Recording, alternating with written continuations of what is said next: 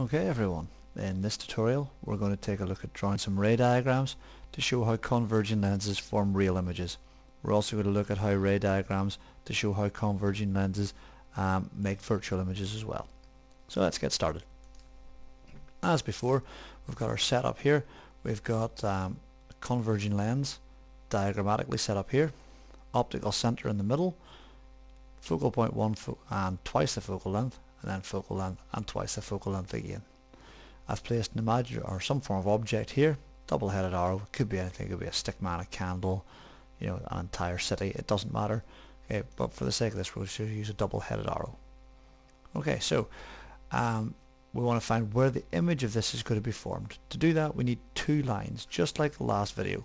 We take a ray of light that goes parallel to the principal axis, remembering that our principal axis is the x-axis upon which light travels along. So it's this kind of black line along here where F, 2F all sit. We take a ray that travels parallel to that, and then that ray, because it's traveled parallel to the axis and hit the lens, will be forced through F. Then from the same point we draw a ray that goes through the optical center.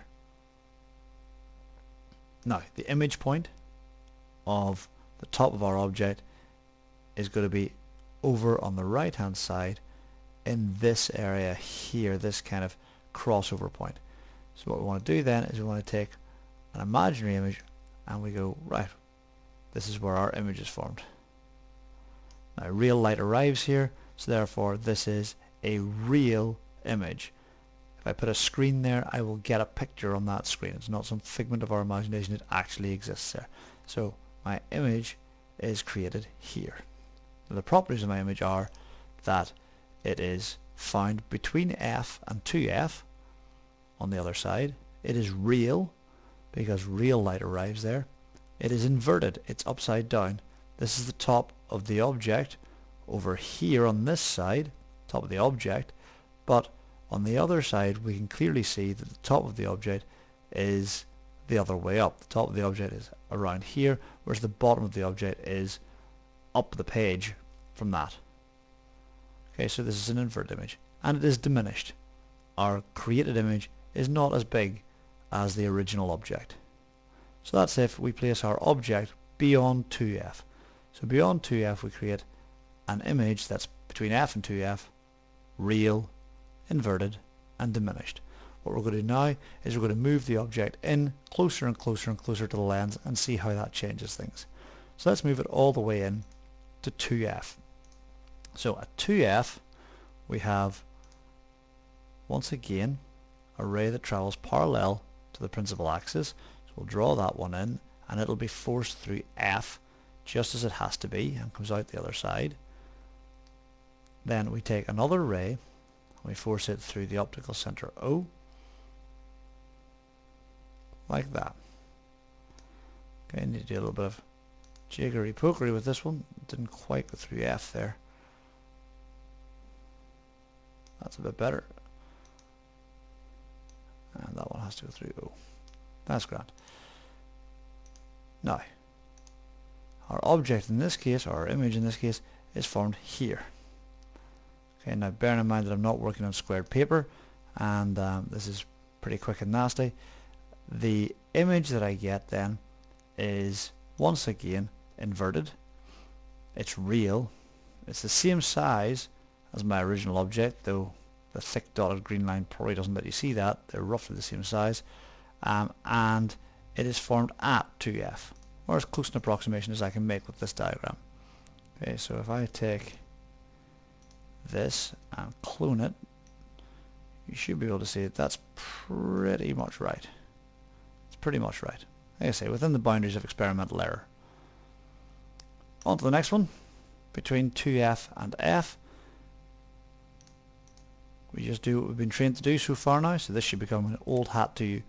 Ray parallel to the principal axis, strikes the lens, gets forced down through the focal point. From the top of the object all the way through the optical center and out the other side. We create our image then, which is going to be here. Let's make that line a little bit less thick, if we possibly can. There we go. Good job, that looks a bit better. Alright, so clearly we can see that this is a much larger image. So, properties of this one. Our image is formed way beyond 2f in this one. Okay, so it's beyond 2f.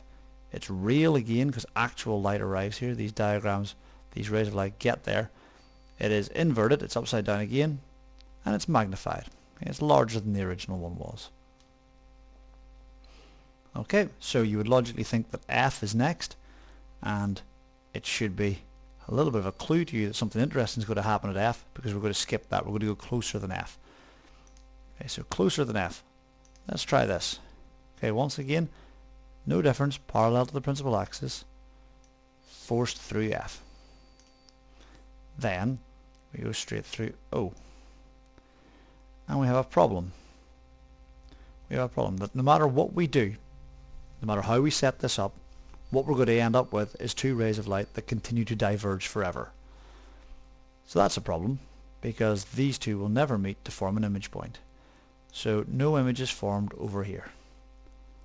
However, if I take an eyeball, if I take an observer, put their eye somewhere along here, well, their eye believes that light travels in straight continuous lines from somewhere, so your brain works out where it thinks the light came from, and it believes the light came from back there somewhere.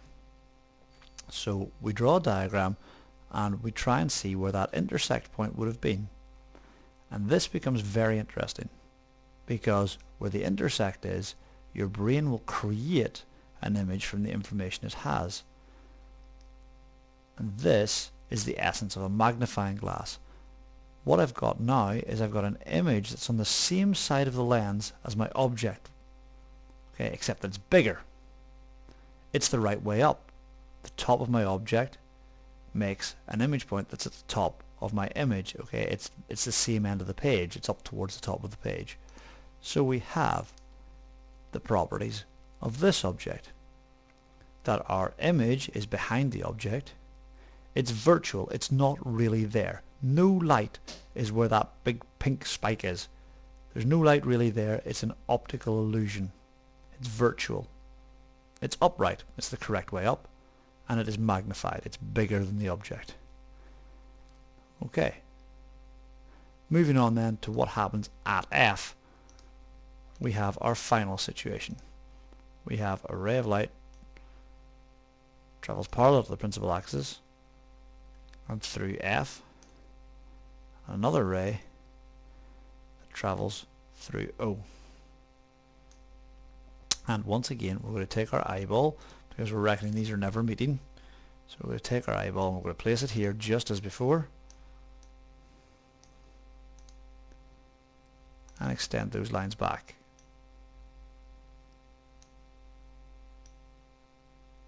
And unfortunately we have a set of parallel lines. These lines run parallel to each other for infinity in either direction. No image is formed here. We don't get anything on this one. No image formed. Doesn't mean to say there's no light. This can be used in stage lighting, searchlights, that type of thing. But we end up not getting an image.